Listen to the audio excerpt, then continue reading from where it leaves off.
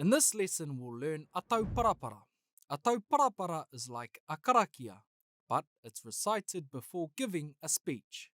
Tauparapara literally translates to tau, which is calm, and parapara, which is feeling nervous. Our ancestors used this form of prayer to calm their nerves before giving a speech. We'll slow it down a bit soon, but let's recite our karakia at full pace first. Whakataka te hau ki te uru, whakataka te hau ki te tonga. Kia mākina ki uta, kia mātaratara ki tai.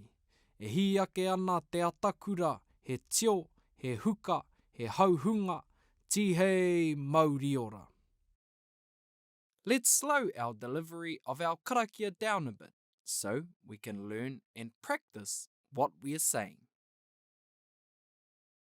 Whakataka te hau ki te uru,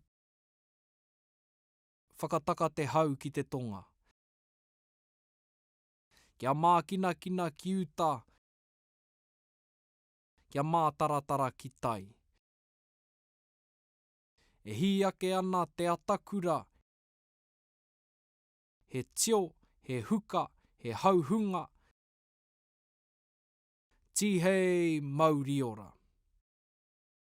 And now let's recite our karakia again at the speed it should be delivered. Whakataka te hau ki te uru, whakataka te hau ki te tonga.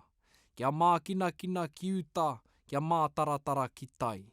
E hi ake ana te Ataakura, he tio, he huka, he hauhunga, tihei Māori ora.